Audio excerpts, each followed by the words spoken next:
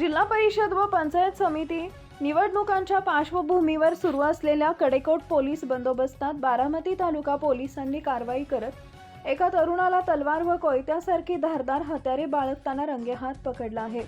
ही कारवाई संत तुकाराम महाराज पालखी महामार्गावर रुई ब्रिज परिसरात करण्यात आली आहे। दिनांक 2 फेब्रुवारी रोजी बारामती तालुका पोलीस निवडणुकीच्या अनुषंगाने पेट्रोलिंग सुरू असताना एका बातमीदारामार्फत खात्रीशीर माहिती मिळाली।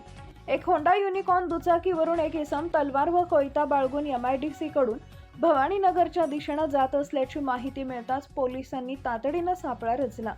रुई ब्रिज खाली संशयित दुचाकी अडवून तपास केला असता ओंकार रामचंद्र काळे वय वर्ष 19 राहणार संसर तालुका इंदापूर जिल्हा पुणे असं आरोपीचं नाव निष्पन्न झालं। त्याच्या दुचाकीच्या डाव्या बाजूला असलेल्या पांढऱ्या रंगाच्या पिशवीतून 2 लोखंडी तलवारी व एक धारदार कोयता मिळून आला।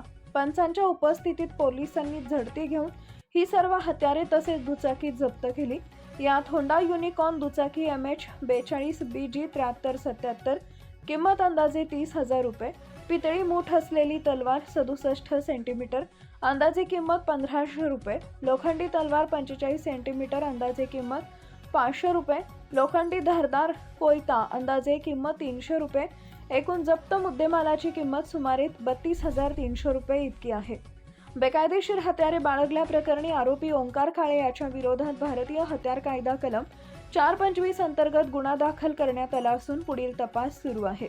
ही कारवाई पोलीस अधीक्षक संदीप सिंह गिल, अपर पोलीस अधीक्षक गणेश बिरादार, उपविभागीय पोलीस अधिकारी सुदर्शन राठोड यांच्या मार्गदर्शनाखाली बारामती तालुका पोलीस निरीक्षक चंद्रशेखर यादव तसेच अमोल कदम आणि पोलीस उपनिरीक्षक बारामती तालुका आणि पोलीस अंमलदार सुरेंद्र वाघ, मनोज पवार, अवधूत शिंदे, भारत खारतोडे, दादा दराडे यांनी केली आहे।